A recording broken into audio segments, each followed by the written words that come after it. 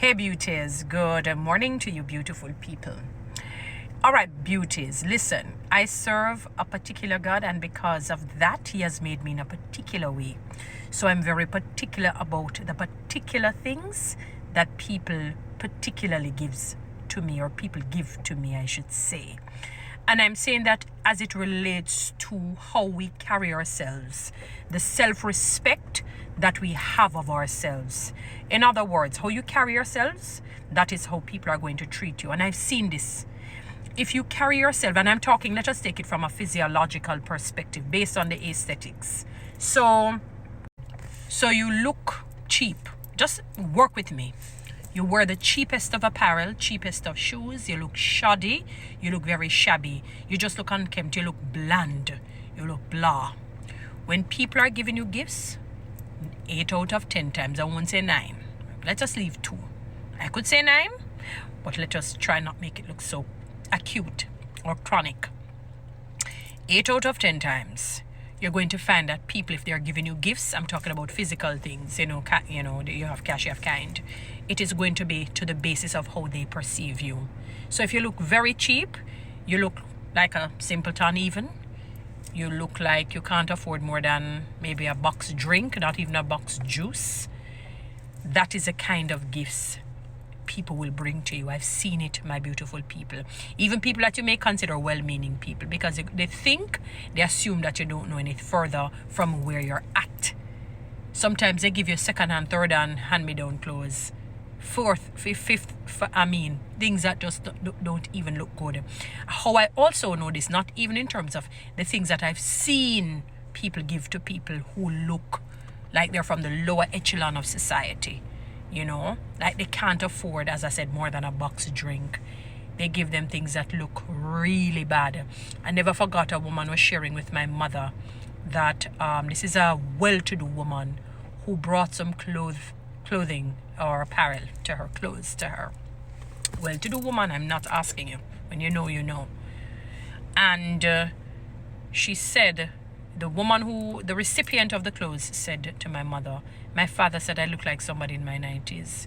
This is somebody who is far away from in her 90s, far, far away from in her 90s. And in my head, I said, I know why she did that, because of how I generally see this woman dress. No, this is not a poor woman. This is not somebody from, the inner city that is struggling. I don't like to use the inner city, but let me see if I can use something else, or the slums. Somebody who is struggling, upper middle class, you would consider her. But for some reason or other, she just dresses like she cannot even afford a bottle of water. She's always unkempt. Face just looks drab. She's always in this house dress that looks really bad. Every time I see her, I kid you not, that is my image of her. So as a result, the woman who gave her, the well-to-do woman who is giving this woman who is not of the lower echelon, because you might say because she comes from so and so. No, upper middle class. And she gave her things that really look bad. It did look bad in the sense of like worn and torn, but in the quality of the clothes and the look of the clothes, the aesthetic, it looks like somebody who back in the day in their 90s would wear. Because you have these 90-year-old nowadays, like the late great and esteemed Cicely Tyson, who is dressing in ways that people in their 20s, 30s, 40s, 50s, 60s, 70s want to emulate. It's not like back in the day when probably things were tough and they never had the style and fashion that they would have wanted to promulgate the entire region or space. And that is because the woman perceived her a particular way. So she figured, okay, this is a little bit better than what she has on. But even though the woman didn't dress good, generally speaking, she didn't appreciate that. She really was disturbed by it. And I thought to myself, I am so happy that God made me the way He did. I really am. Are there things in my life that I want God to improve on? Of course. That is why the song says, search me, O God, and see if there are any wicked ways in me, for Him to rid me of it. If my prayer this morning, I say, Lord, it feels bad to see the ugly side of me, but I have to see it because I want to put it before you so you can help me to deal with it the right way. As hard as it may be, of course, there are ways in me that need to change, but I appreciate me. I appreciate the personality that God has given to me, the character, of course. But But let us take it from, as I said, a physiological perspective. I love how I look.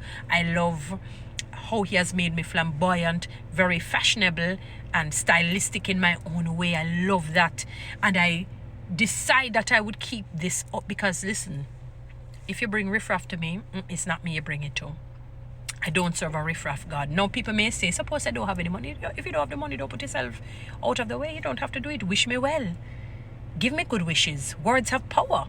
Don't push yourselves. But if you don't have it, don't give me riffraff. It is almost like the Cain and Abel situation. Abel give God his best, the first fruits of his produce. Cain give the what left, so to speak, as his offering to God. He never honored and respected and valued God the way he had ought to have. He never did. Do you understand what I'm saying to you? So as a result of that, he ended up giving God what left. And trust me, he was angry when God honored Abel's blessing. He was angry, incensed when God honored Abel's offerings, not blessing, sorry. Well, it's like a blessing in a sense.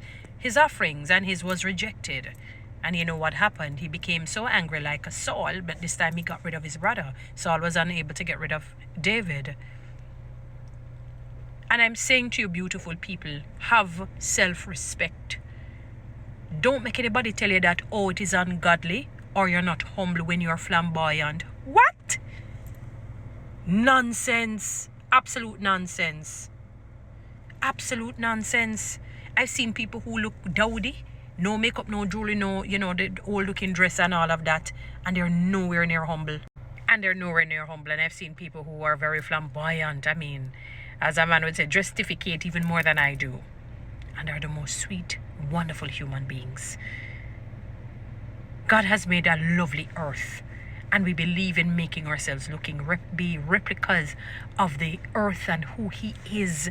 If you really to study the whole, if you're to understand who God is, his carpet is made out of diamonds and emeralds and rubies, He says he's gone to prepare streets of gold, mansions for us. If we dress shabby and shabby, no, don't get me wrong. If you're somebody who is not into that, that's fine.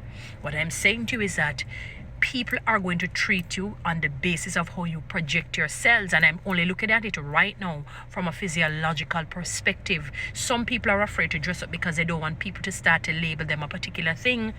You can't stop them from labeling you. You can't stop people from speaking. Even with doing this, somebody's going to say something negative, and I have to just accept that. That's how people are. The way to his etc. or whatnot, and I have to accept that. But what I guarantee you is that they may not make the mistake of bringing something that they know that I'm not going to accept. They can try that. But for example, if it's something to be worn, you would never see me wear it. If it's something to be eaten, I will not eat it. Especially when they don't see heart and soul in it.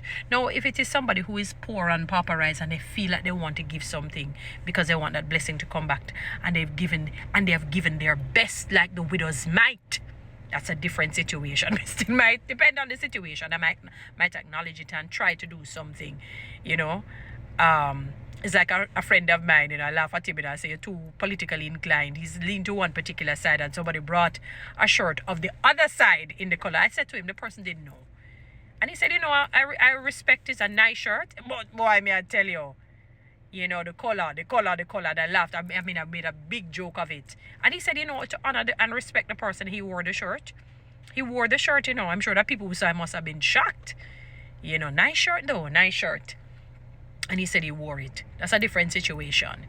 But I'm saying to you that you have to have that self-respect where people say, no, I know I can't bring no knockoff perfume and give Toni, and I know wash over jewelry or something, some like a, cheap shoes or shirt or pants or skirt or dress or whatever it is, and give Toni. And because of how I carry myself, I serve a big and mighty God. And just as how I would do big and great things for you, I would want you to do the very same to me. I don't want you to see me, I feel like you can just bring any and all on sundry. I had an experience like that once, and I did approach a person because I said that it was a pixie situation, and I said, they said to you, if you cannot afford, don't do it. And you did something that even the wrapping of the gift was right. Old paper used, old tape, bun out something. I was not pleased. But have self-respect. Guys, follow me on TikTok. subscribe to my YouTube channel, share this message.